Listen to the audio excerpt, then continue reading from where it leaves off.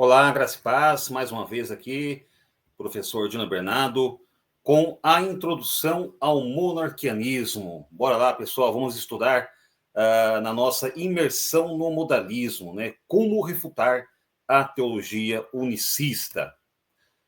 Objetivos da aula. Vamos ampliar aqui a imagem, como sempre, para melhorar a sua visualização. Bora lá, pessoal. Objetivos da aula: estudar a origem, formação e divisões no monarquianismo, apresentar os principais detalhes do monarquianismo modalista e quais foram os três principais idealizadores do que viria a ser conhecido como teologia unicista. E isso a partir do século do 20º século, né, com o ressurgimento do monarquianismo modalista lá nos Estados Unidos. O que é o monarquianismo? Né? Com base no termo grego monarquia, a palavra monarquianismo denota um governo de uma pessoa só. O termo foi usado por teólogos ortodoxos como Tertuliano e Hipólito de Roma, e não era um termo usado pelos próprios adeptos, sendo usado pelos teólogos trinitaristas para descrever a crença na unidade absoluta de Deus, unidade absoluta de Deus, defendida pelos monarquianistas. O monarquianismo surgiu entre os séculos 2 e 3 da era cristã e se dividia em duas escolas ou correntes principais: o monarquianismo dinâmico e o monarquianismo modalista. Então é o seguinte, pessoal, o termo monarquianismo, como dissemos na aula anterior, ele não foi cunhado ou desenvolvido pelos próprios adeptos que seria conhecido como teologia unicista, da unicidade. Né? Foi um termo cunhado, desenvolvido principalmente por Tertuliano, né, para designar, né, para intitular esse grupo específico de adeptos das ideias da superioridade ou das ideias defendidas por Noetus e Práxias e, posteriormente, Sabélio. Né? Então, ele cunhou esse termo para intitular esse grupo específico que se opunha à ideia de existência de pessoas na divindade, que intitulava ou que propunha uma nova interpretação do monoteísmo. Portanto, essa ideia de monarquia ela foi usada por Tertuliano para designar, descrever essa ideia de um governo de uma pessoa só. Quando falamos de monarquia, automaticamente nos vem à memória as monarquias da Idade Média e Idade Moderna, comecinho da Idade Moderna. O absolutismo monárquico, que a ideia de uma pessoa, de um rei, eu sou o Estado, eu sou o rei, eu sou o Estado. Então, essa centralização numa única pessoa. A monarquia, ela fez parte, né, da história de Israel, particularmente pós-período juízes, né? Após os 300 anos em que Israel havia se estabelecido na Terra Prometida, Israel começou a pedir a Deus que lhes dessem um rei, né? Porque os demais povos tinham esse sistema de monarquia. Foi aí que começou a monarquia na história de Israel, tendo três principais reis, inicialmente, cada um governando por 40 anos, respectivamente: Saul, Davi e Salomão. Após esse período, nós temos o chamado Reino Dividido, né? O Reino do Norte, que ficou com 10 das 12 tribos, e o Reino do Sul, que ficou com 2 das 12 tribos. E ambos os reinos, Norte e Sul, né, continuaram com esse sistema de monarquia, que era um governo de uma pessoa só. Né?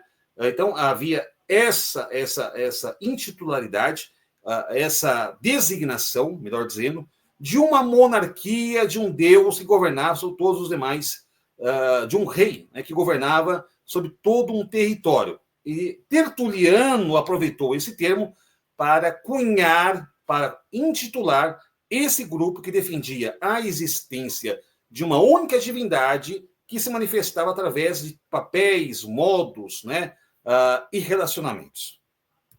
E haviam duas escolas principais. Dentro do monarquianismo, havia o dinâmico, ou docetista, e o modalista. Vejamos o monarquianismo dinâmico. Surgiu no final do segundo século, aproximadamente no ano de 190 d.C. Os principais responsáveis pelo surgimento e disseminação da corrente monarquianista foram Teodoto de Bizâncio e, posteriormente, não foi algo simultâneo, Paulo de Samosata. Foi uma doutrina minoritária que atraiu poucos seguidores em Roma e no Oriente e foi duramente combatida pelos teólogos ortodoxos e Porto de Roma e Tertuliano. Então, o monarquianismo dinâmico, docetista, como também era conhecido, o chamado docetismo, surge aproximadamente no ano 190 d.C., inicialmente por Teódoto de Bizâncio, né, ali na região que hoje compreende a Turquia, né? Então, era uma crença minoritária, não teve uma grande representação, mas as ideias por trás do docetismo, embora minoritária, foram adotadas posteriormente por outro bispo de origem norte-africana também, o bispo Ário, que criou o chamado arianismo, que competiu de frente com o trinitarismo e que acabou por desembocando no chamado Concílio de Nicéia, né? Então, essa ideia por trás do monarquianismo dinâmico ou docetismo foi duramente combatido por Hipólito de Roma e Tertuliano, né? Quais são os ensinos do monarquianismo dinâmico, né? Que Jesus era um homem comum que recebeu o poder divino por ocasião de seu batismo e vinda do Espírito Santo. Que Jesus não era filho de Deus, mas que teria sido adotado por Deus. Jesus, de acordo com o monarquianismo dinâmico ou docetista, era visto como um ser elevado pela graça de Deus, mas não era considerado Deus da mesma essência de Deus, né, chamada divindade, né? Então, o principal elemento doutrinário, defesa do monarquianismo dinâmico, era a ideia de que Jesus era um homem comum, né, que recebeu de Deus poder divino por ocasião do seu batismo e vinda do Espírito Santo sobre ele, que é o relato que nós temos em Mateus capítulo 3. Então, de acordo com essa escola, Jesus não era filho de Deus, mas ele teria sido adotado por Deus. Novamente, essa ideia vai ser melhor trabalhada e com maior profundidade e influência por Ário. E posteriormente, nos Estados Unidos, em 1848, Charles Taze Russell, de origem cristã, protestante, ele vai também beber no arianismo e também no docetismo para criar, né, a sua ideia de que Jesus é um homem comum, né, que ele é um Deus inferior. Então, quando Charles Taze Russell ele vai desenvolver a versão das Testemunhas de Jeová das Escrituras, ele deturpou o texto, João 1:1, em que diz que o verbo era Deus. Ele traduziu por o verbo era um Deus, denotando que Jesus era um Deus, ou que Jesus é um Deus inferior, né? O que pode descambar para o politeísmo e também o hedonismo e mariolatria, né? Manulatria, melhor dizendo. Então, há uma conexão entre o docetismo, monarquianismo dinâmico, o arianismo e a teologia de Charles Taze Russell, né? Essa defesa de que Jesus não é Deus, mas é um ser inferior adotado por Deus na Terra, né? Agora, a segunda escola oriunda do monarquianismo é o monarquianismo modalista, escola dentro do monarquianismo que surgiu entre o final do segundo e início do terceiro século da era cristã. Seus principais proponentes, idealizadores, formuladores, foram Noetus, Práxias e Sabélio. No Ocidente, era conhecido como patripacionismo, né? Esse patripacionismo é um termo também cunhado por Tertuliano para descrever em sua apologia contra Práxias, no seu livro Contra Práxias, Tertuliano vai descrever a ideia defendida por Noetus e por Práxias de que o pai encarnou com o filho. Portanto, se o pai encarnou com o filho, né, de acordo com a concepção teológica e interpretativa de Noetus e Práxias, segue, consequentemente, que o pai sofreu com Cristo na cruz, morreu e foi ressuscitado. Né? Foi então que Tertuliano cunhou esse termo chamado patripacionismo. Né? E foi um termo que passou a representar, inicialmente, os crentes modalistas no Ocidente. No Oriente, obviamente, a partir do terceiro século, durante a atuação de Sabélio, o monarquianismo modalista também passou a ser conhecido como sabelianismo. Apesar de ter tido um relativo sucesso em Roma, seu alcance foi limitado e também foi duramente combatido por Hipólito de Roma e Tertuliano. Veja aqui, Hipólito de Roma, nós vamos estudar com relação às literaturas, o mercado editorial unicista, em que nós comparamos o mercado editorial unicista com o mercado editorial, as publicações de livros, tratados, artigos dos opositores do monarquianismo modalista, começando por Hipólito de Roma e Tertuliano. Hipólito de Roma não escreveu nenhum livro contra o monarquianismo modalista, né? Embora ele mencione partes na sua história de todas as heresias.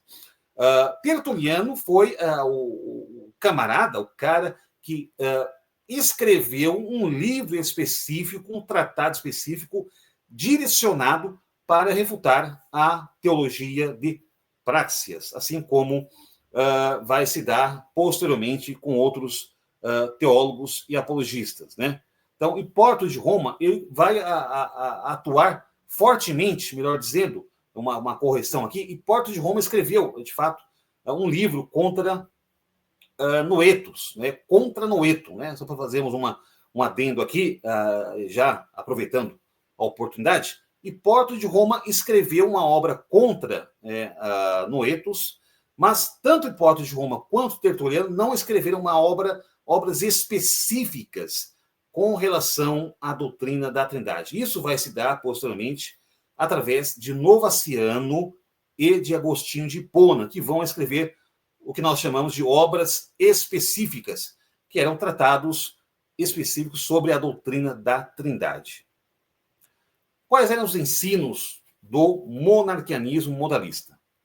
Defendia que o Pai, o Filho e o Espírito Santo são modos ou manifestações de uma única pessoa divina.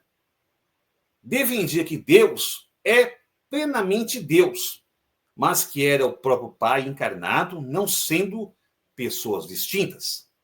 Defendia que as duas naturezas de Cristo representavam apenas relacionamentos entre o Pai, que seria a natureza divina, ou o Espírito de Jesus, e o Filho, que seria a natureza humana, ou o invólucro mortal, a carne, o vaso no qual Deus habitou durante 33 anos e 3 meses. Então, o ensino do monarquianismo modalista se resume basicamente nisso. Nós vamos destrinchar especialmente a questão das duas naturezas em aula posterior, quando nós entrarmos especificamente na teologia unicista e também quando nós oferecemos o nosso posicionamento teológico apologético, né? Então, o monarquianismo ele surge nesse contexto de debate sobre a divindade de Cristo e do Espírito Santo, como coadunar, encaixar essa defesa com o monoteísmo bíblico. Então, havia essa dúvida e surgem esses teóricos do monarquianismo modalista para dizer o seguinte: não, há um único Deus de fato, há um ser superior, indivisível, mas esse ser superior ele se manifesta, são manifestações. E Sabélio vai usar a comparação do Sol, dos raios do Sol com o que eles chamam de manifestações. Sabélio é o cara que vai sistematizar a teologia unicista. Veja que Noetus e Praxeas, a principal defesa deles era a ideia de que o Pai se encarnou com o Filho. Eles não tinham uma certa preocupação de sistematizar, de organizar, de ampliar a doutrina monarquianista modalista. Caberia a Sabélio, que iria atuar principalmente em Roma, e Sabélio era contemporâneo de Plotino, também iremos tratar com relação a isso na próxima aula, ou seja, a influência da filosofia greco-romana no surgimento do monarquianismo modalista. Sabélio foi o cara que organizou, sistematizou e trabalhou melhor essa questão dos modos, manifestações de Deus de forma sucessiva. Veja que Sabélio vai trabalhar com essa questão da sucessividade das manifestações de Deus. Ou seja, no Antigo Testamento, Deus se manifestou como Pai, no Novo como Filho, e também no Novo Testamento, posterior à ascensão de Jesus, Deus vai se manifestar como Espírito Santo. Então, coube a Sabélio essa sistematização da teologia modalista, posteriormente unicista. Mas há semelhanças entre as duas escolas. Defendiam a unidade absoluta de Deus, rejeitando qualquer distinção de pessoas. A principal semelhança, talvez uma das únicas semelhanças entre as escolas monarquianista, dinâmica e modalista, era a ideia, a defesa de que há um único Deus, que rejeitava, ambas as escolas rejeitavam qualquer distinção de pessoas. Então, quando comparamos o monarquianismo dinâmico com o monarquianismo modalista, a principal semelhança era essa defesa da unidade absoluta de Deus. Mas quando nós estudamos com relação ao Filho, que o monarquianismo modalista vai chamar de manifestação de Deus, no monarquianismo dinâmico ou docetista, o Filho é uma pessoa distinta do Pai. Veja aí uma diferença entre essas duas escolas. De acordo com o monarquianismo dinâmico ou docetista, o Filho era distinto do Pai porque ele foi adotado pelo Pai. Ele foi engrandecido pelo Pai pós-nascimento, ou seja, eles negavam a pré-existência de Jesus, assim como também o monarquianismo modalista vai negar a pré-existência de Jesus como filho, como pessoa ao lado do Pai. Ambas as escolas monarquianistas rejeitavam a concepção trinitária, embora ainda não houvesse uma doutrina formalizada sobre a Trindade, mas uma nítida compreensão primitiva.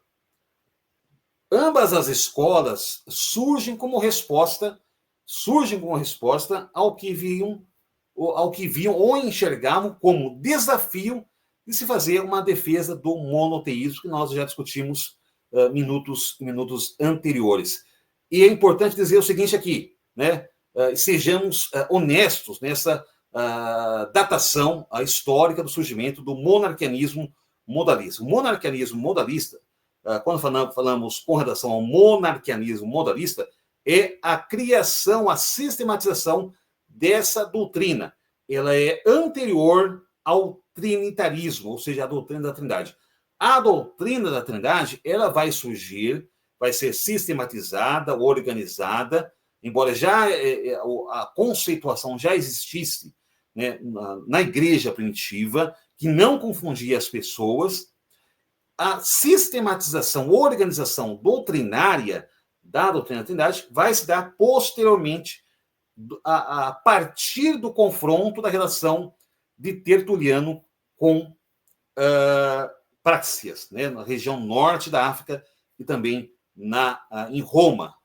Então, temos que salientar essa questão e sermos honestos com relação à datação, a anterioridade do monarquianismo modalista. Mas isso não significa que o monarquianismo modalista, como David Cabernet, no seu livro A Unicidade de Deus, defende que os cristãos primitivos eram todos modalistas, eram todos unicistas. E isso não existe prova histórica a partir do que nós analisamos. E também, no nosso livro, Delírios de um Teólogo Unicista, que está para ser lançado, né, e você será beneficiado com o nosso material. No nosso livro, nós contestamos essa pesquisa historiográfica de David Cabernade com provas, né? E nós questionamos quais são as origens, quais são as fundamentações historiográficas que David Cabernade vai usar para conceber ou desenvolver a história do monarquianismo modalista. Veja que uma das nossas descobertas nas pesquisas que nós fizemos foi que parte da história do monarquianismo descrita por Sabélio foi tirada de uma página da Wikipédia na versão em espanhol, né? Então, isso é importante, você precisa anotar essas questões, esses detalhes, para uma boa argumentação. Portanto, nessa aula, nós discutimos sobre a origem e desenvolvimento do monarquianismo, vimos a diferença entre as escolas dinâmica docetista com a escola monarquianista modalista.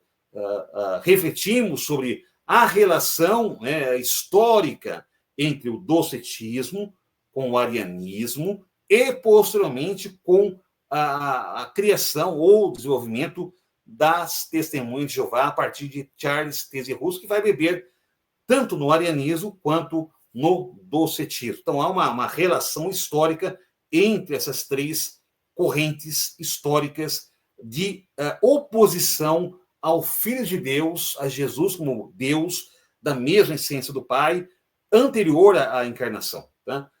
E o monarquianismo modalista, que vai se dar através de Noetus, Praxeas e Sabélio. No nosso canal, no Telegram, nós vamos trabalhar, né, nós teremos aulas adicionais, bônus em áudio, em que nós vamos refletir sobre o trabalho desenvolvido por Hipólito de Roma no seu livro Contra Noetum e Tertuliano no seu livro Contra Praxeas. Então, nós vamos destrinchar essas duas obras e ampliar o nosso debate com relação a esse período histórico.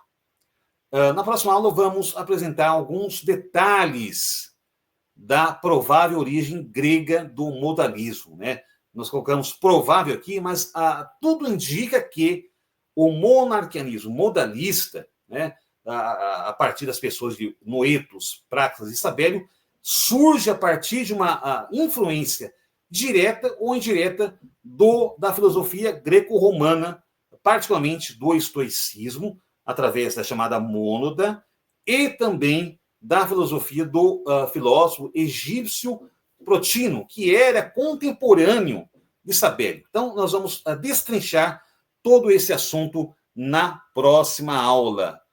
Meus amados, forte abraço. E também é importante que você pegue as versões em PDF dos livros Contra Noetum e Contra Praxeas e vai estudando, destrinchando, analisando, pontuando os principais temas que tanto Hipólito de Roma quanto Tertuliano trabalham nos seus respectivos livros. Forte abraço, até a próxima aula.